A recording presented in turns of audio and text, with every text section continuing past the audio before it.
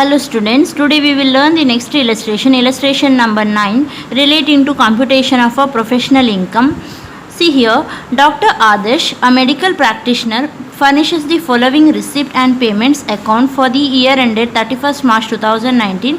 Compute his total income for the assessment year 2020-21.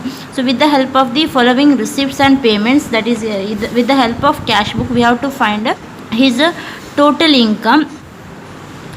So receipt side, I'll read out one by one.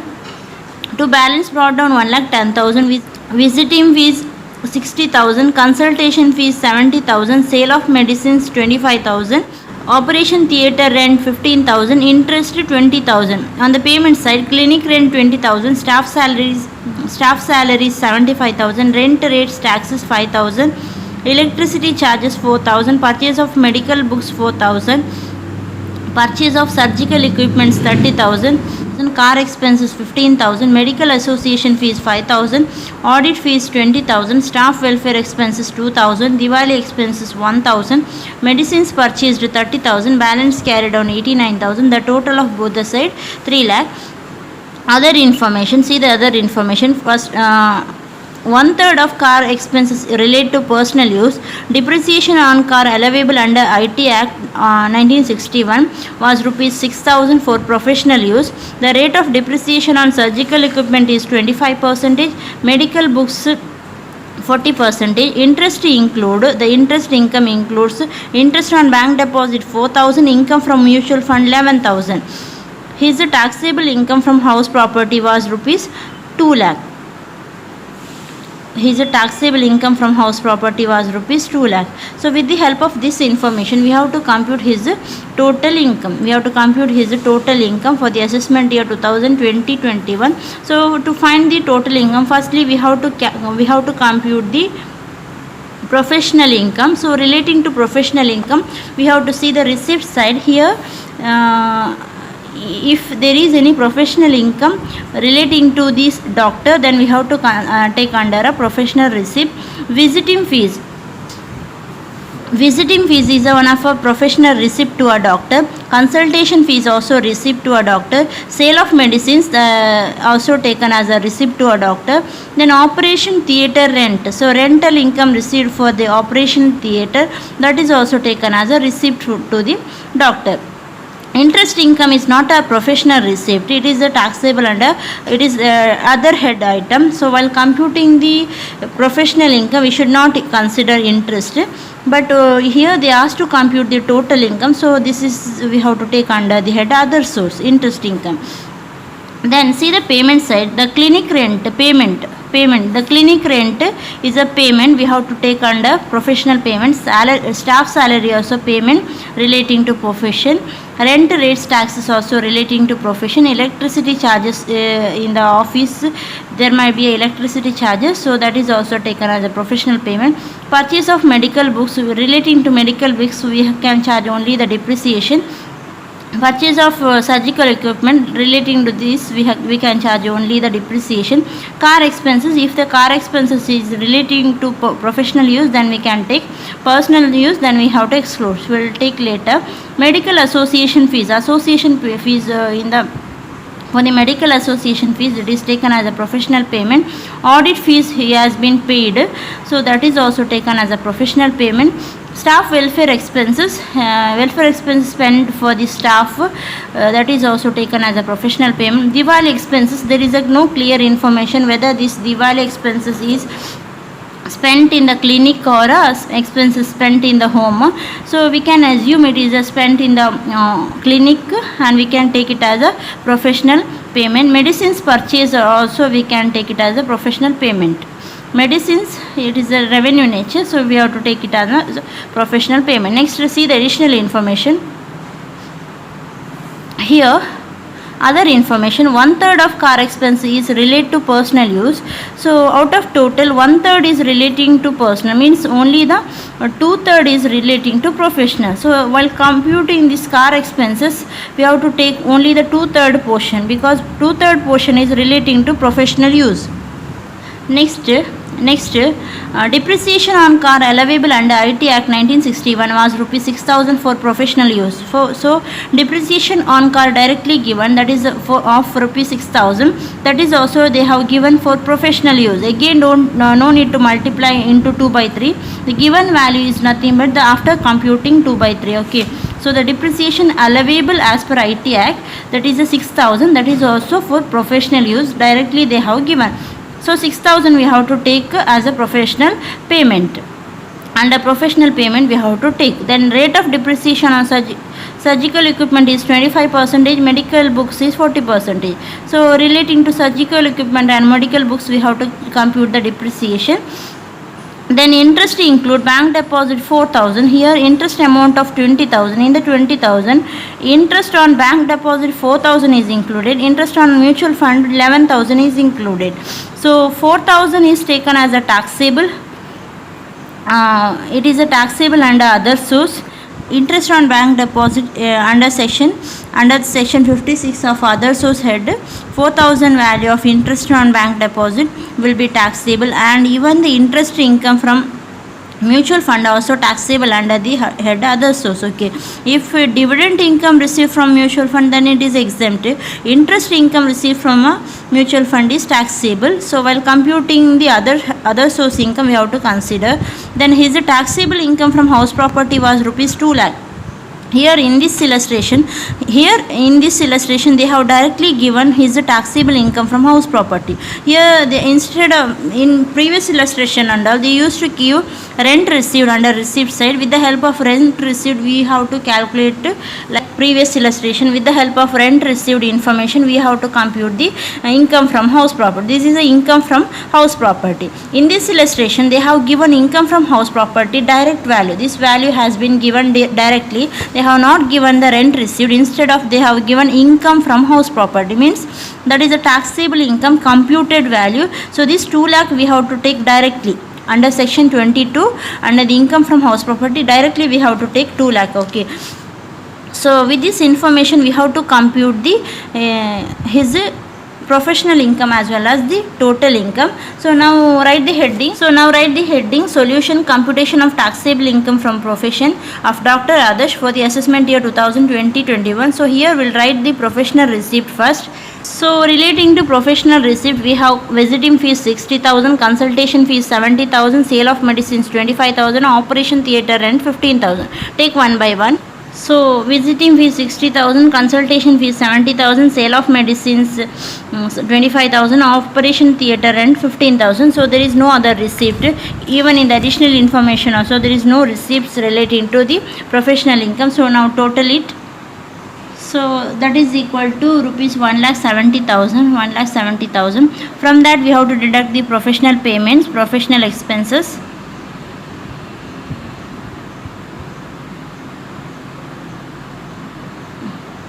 Professional expenses or payments. So we'll take one by one the professional payments. So clinic rent, staff salaries, rent rates, taxes, electricity charges. Take one by one in the order. So clinic rent 20,000, staff salaries 75,000, rent rate taxes 5,000, and electricity charges 4,000. Then purchase of medical books is given. So relating to that we have to charge depreciation. So depreciation on medical book is 40%, right? So depreciation on medical books, value of medical book is 4,000. So depreciation rate is 40%. Here the date of purchase is not given. So full depreciation we have to charge, that is 4,000 into 40% is equal to 1,600. Next, purchase of surgical equipment. On this also we have to charge depreciation. So the depreciation rate given is it is 15%. Okay, surgical equipment. So the depreciation rate is 15%, right? A depreciation on surgical equipments. So the value of equipment is 30,000. 30,000 into the rate of depreciation is 15%, and there is no date of purchase is given. So we have to charge full depreciation. So that is equal to 4,500 depreciation. Next, Car expenses rupees 15,000. Relating to car expenses, there is adjustment. 1/3 of car expenses are relating to personal use, so we have to take only the 2/3 here. So write car expenses. So out of total car expenses, that is 15,000, in that 1/3 is a personal use, so remaining 2/3 is taken as a professional use. 15,000 into 2/3, so that is equal to 10,000. Next, medical association fees is taken as a professional payment. Audit fees is taken as a professional payment. Staff welfare expense also taken as a professional payment. Diwali expense is also taken as a professional payment. So write one by one. So medical association fees 5,000, audit fees 20,000, staff welfare expenses 2,000. Diwali expenses will assume it as assumed as clinic, spent in clinic. So the expenses assumed as it is spent in clinic, so we'll take as a professional payment. Then medicines purchased also taken as a professional payments. Medicines full value we have to take. Medicines purchased, medicines regularly they are purchasing, so 30,000 full value we have to take. So that is only about the payment side. So next see the additional information. Any point is left out. 1/3 of car expenses here relating to car expenses we have considered, and depreciation on car is directly given, so that value we have to take. Depreciation on car, depreciation. So depreciation on car as per IT Act, that is also a part of professional use directly given, so the 6,000 value we have to write. Then this depreciation we have calculated. Interest is not relating to the profession, so ignore. Then house property income also not relating to profession, so only this much relating to the professional payment. So now total it. So if you total, you will get 1,84,000. 1,84,100. If you total, you will get 1,84,100. So if you deduct this, so that is nothing but negative value you will get. So the negative value 1,70,000 minus 1,84,100. So the balance 14,000. So balance 14,100 is nothing but the negative value. So that is the loss from profession. So here this doctor has received a loss from profession 14,100. So in this illustration they asked to compute the total income. So write the heading computation of total income, particulars and to amount column. So the first head, section 15, is income from salary. So relating to salary income there is no information in this question, so nil. Next section 22 is relating to house property. So income from house property. So relating to house property income, they have given the income directly. See here, instead of giving the rent received on the receipt side, they have given the taxable income from house property 2 lakh. So 2 lakh we have to take directly, no need of any computing income from house property. Okay, directly we have to take. Then section 28 is here relating to it. We have professional, it is relating to professional income. So under that we have not a professional income. It is section 28 is relating to professional income or business income. So here this doctor is engaged in the profession, so we have to take professional income. So under that he is in a loss from profession, so there is no taxable income in the profession. So the loss from profession can be set off against other head income. So you can write the amount in the outer column, that is 14,100.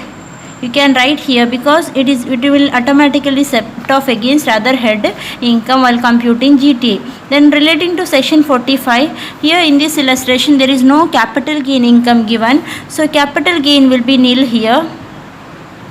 Capital gain will be nil. Then last head, section 56, relating to section 56, that is of income from other source.